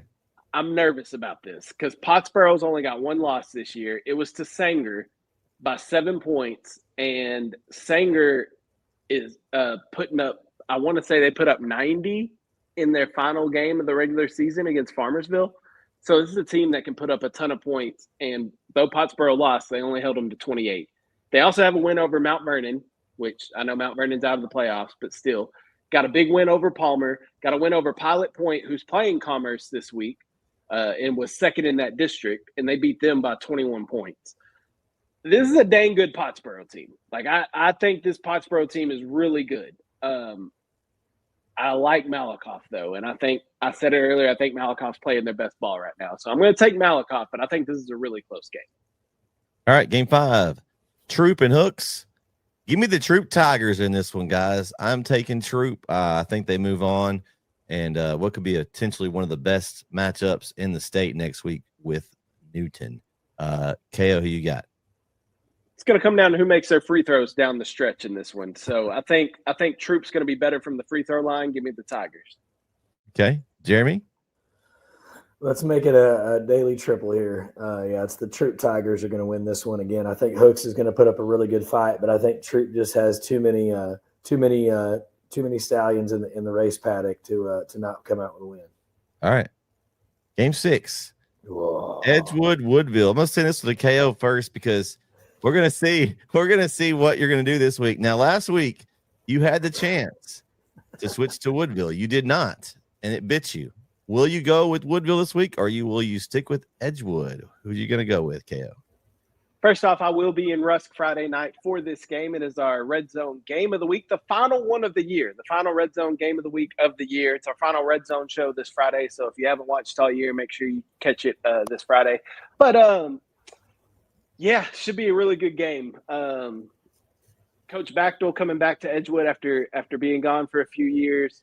He's got them playing really good ball. Trevor Golightly, the quarterback, is a stud. He's a phenomenal athlete. Then you got Woodville, who's just kind of quietly down there in Deep East Texas, just dominating football games. And even if they're down by 20, they come back and win those by 15 points. So, really, this is going to be a really good game. I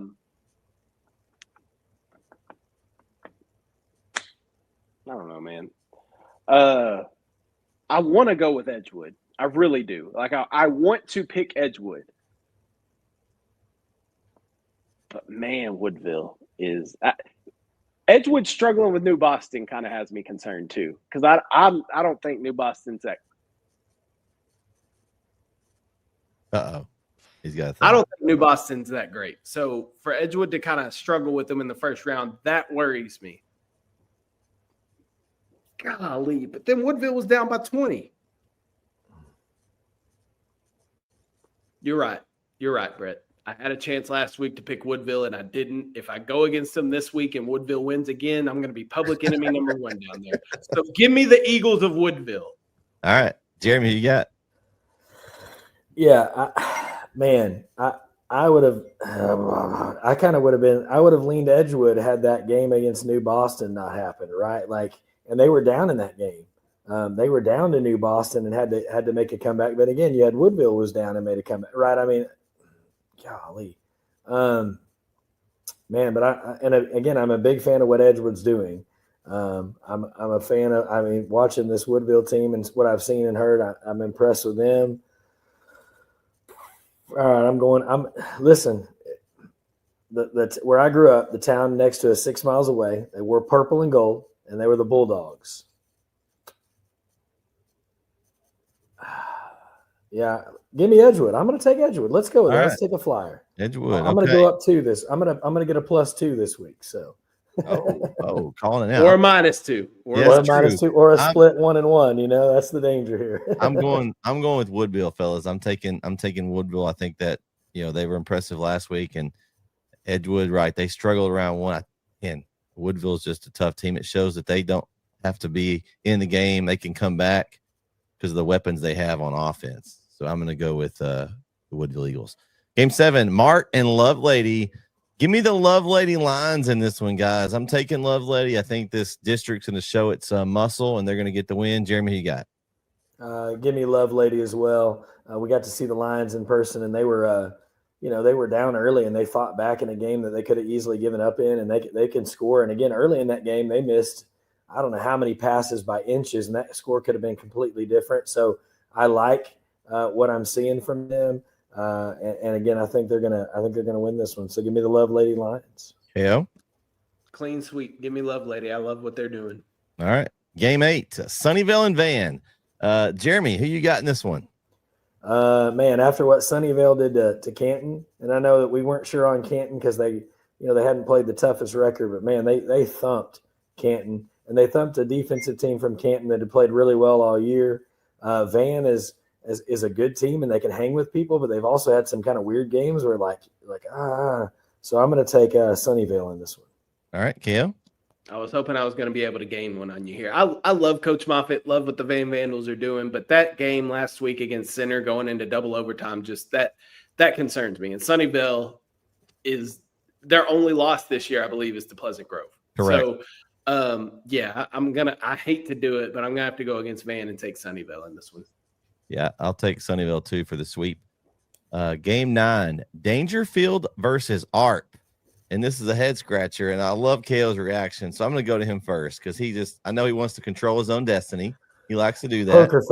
Thank you for the poker face. It saved me from having to go first. So here we go, KO. Who you got? Dangerfield versus ARP. The battle of the Tigers. Are you going with the Blue Tigers or the Maroon Tigers in this one? Listen. Yeah. Here's what concerns me. We've seen ARP go up against a good offense in Troop, and they got dominated, right? They gave up a ton of points to Troop. I feel like Dangerfield is very similar to Troop offensively, where they can put up a lot of points. And Dangerfield, again, is doing this thing where they started off kind of rocky at the start of the year, and now they're just steamrolling people. I think this is a bad matchup for ARP. I think it's an unfortunate draw that ARP got. They might have been better off being the 3 seed, honestly, and going into the playoffs as the 3. Jeez Louise. Normally I say I go defense because defense wins championships. But because the last time I saw ARP's defense was against Troop and it wasn't great, I'm going Dangerfield. Give me the Blue Tigers of Dangerfield. Jeremy? Yeah, I mean, this is tough. I think I think that the question here with ARP is, do you consider the Troop game a hiccup, right? Or is the Troop game a symptom of a team that played, where ARP came against a really solid offense, right? And they just struggle with it. I mean,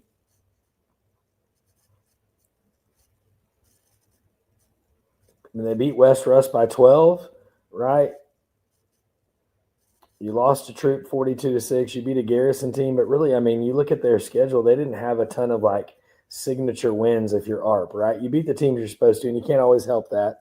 And then you go over here to Dangerfield, and you're looking at Dangerfield, and their 3 losses were Gladewater, Pleasant Grove, Tatum. The Tatum one I think worries me the most, and we were at that game.